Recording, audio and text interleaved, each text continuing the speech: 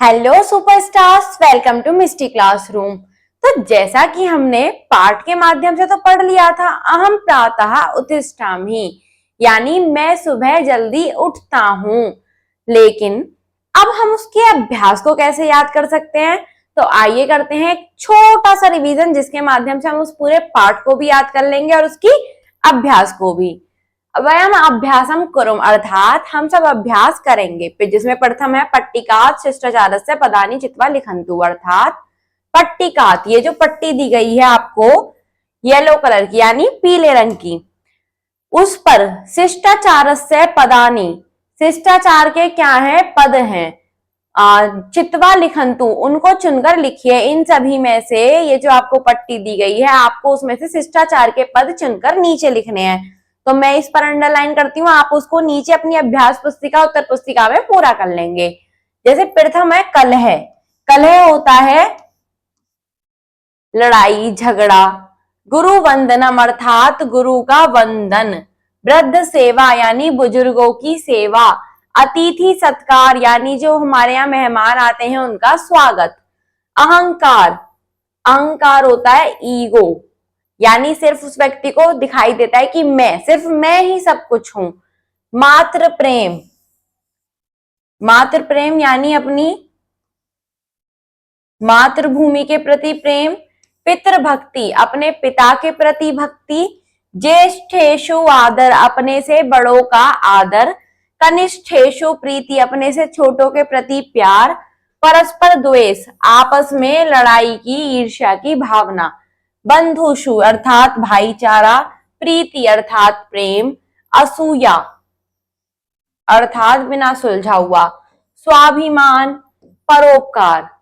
प्राणीषु दया, प्राणियों के लिए दया। प्रिय वचनम, अर्थात मीठे वचन। हिंसा। सत्य कथनम, अर्थात सच बोलने वाले, सच बातें। सत्पात्रे दानम। सर्वेषु मैत्री भावः। अहिंसा। समय पालनम, स्वच्छता। प्रकृति रक्षणम। भारतषु भगनीषु च स्नेह, यानी अपने भाई बहनों के प्रति लगाव। आइए देखते हैं आगे। उदाहरण अनुगुणम, समय संख्या भी लिखन्तु, उदाहरण के अनुसार समय को संख्याओं में लिखिए। पादौन सप्तवादनम, यानी 6:45, जो 6:45। सार्ध 10 वादनम, यानी 10:30। 10 वादनम 10। सपाद षड्वादनम 6:15। सार्ध चतुर्वादनम 4:30। पादौन एकादश वादनम, यानी 11:15, जो कि होते हैं 10:45 पर। आगे है उदाहरण गुणनम समयम अक्षरे लिखन्तु, अर्थात उदाहरण के अनुगुण समय को अक्षरों में लिखिए। जैसे 6 है तो षड्वादनम 5 और 5:30, तो सार्ध पंचवादनम ये है 9:45, यानी 9:45। पादौन 10 वादनम 12। द्वादश वादनम 6:45, यानी 6:45। पादौन सप्तवादनम 11:30, यानी 11:30, अर्थात सार्ध एकादश वादनम। आप इसको अपनी अभ्यास पुस्तिका में साथ के साथ नोट करते चलेंगे, जिससे आप इसको ना भूलें।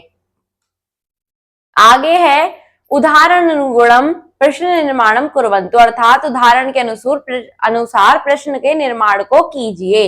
अब इसमें क्या है, आपको एक उदाहरण दिया गया, जैसे स सार्ध सप्तवादने अध्ययनम करोति, कि वह 7:30 बजे पढ़ाई करता है या अध्ययन करता है। तो इसमें जो समय है यानी सार्ध सप्तवादनम, उसकी जगह क्या लगा दिया? कदा, यानी वह कब पढ़ाई करता है, कब अध्ययन करता है। इसी प्रकार से हम सभी प्रश्नों का निर्माण कर लेंगे। जैसे सा सपाद नववादने विद्यालयम गच्छति, वह 9:30 बजे विद्यालय जाती है।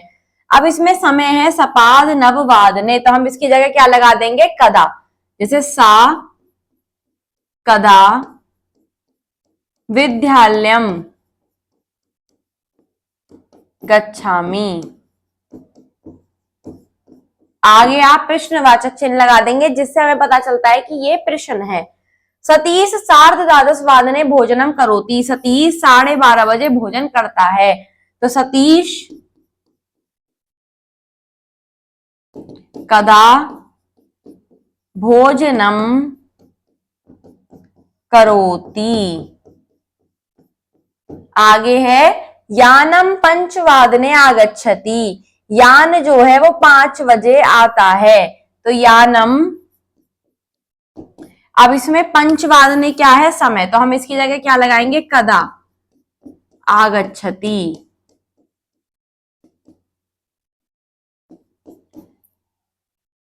गोपालः 6 वादने गोदोहनम करोति। तो इसमें समय है 6 वादने, इसमें 10 वादने। इसी प्रकार इनको हम लिख देंगे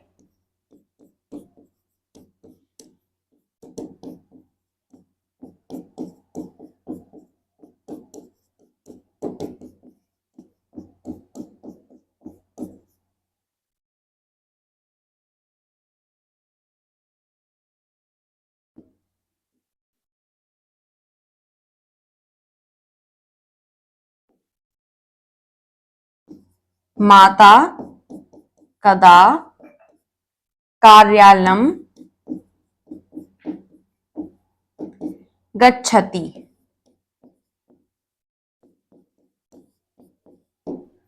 आगे है स्वस्थ दिनचर्या सरल वाक्य लिखंतु, अर्थात अपनी दिनचर्या सरल वाक्यों में लिखिए। तो मैंने एक छोटी सी दिनचर्या बनाई है, जो आपकी भी दिनचर्या हो सकती है। अहम प्रातः 6 वादने उत्तिष्ठामि। मैं सुबह 6 बजे उठती हूँ। उत्थाय अहम प्रथमम धरतीम प्रणमामि। सबसे पहले उठकर मैं धरती को प्रणाम करती हूँ। तत्पश्चात उसके बाद माता पितरोच नमामि। माता पिता को नमस्कार करती हूँ। तत्कवोष्णम जलम पिबामि। उसके बाद गर्म जल पीती हूँ। शपात 6 वादने शौच कृत्वा दंत धावनम करोमि। 6:15 मैं शौच करके दंत धावन यानी ब्रश करती हूँ। 6:30 हम भ्रमणाय उद्यानम गच्छामि। 6:30 मैं घूमने के लिए उद्यान में जाती हूँ। तत्र गत्वा व्यायाम करोमि। वहां जाकर व्यायाम करती हूँ।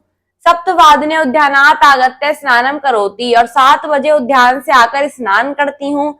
तत्पश्चात अहम ईश वंदनाम करोमि। उसके बाद मैं भगवान की वंदना करती हूँ।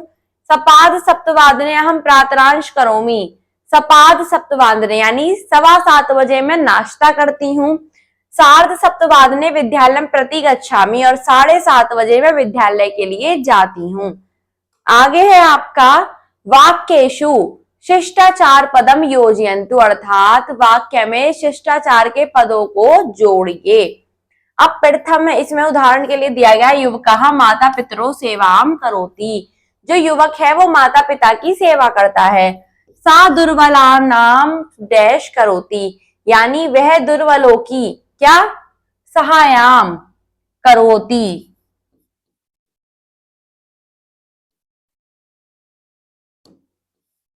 वह दुर्बलों की सहायता करती है। सर्वेषु प्राणीषु दया भाव भवतु। सभी प्राणियों में क्या होना चाहिए, दया भाव होना चाहिए।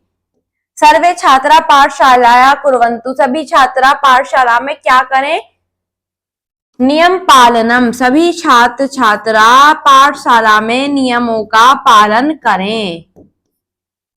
वयम सर्वे अतिथि नाम कुरम। हमें सभी अतिथियों का क्या करना चाहिए, सत्कार।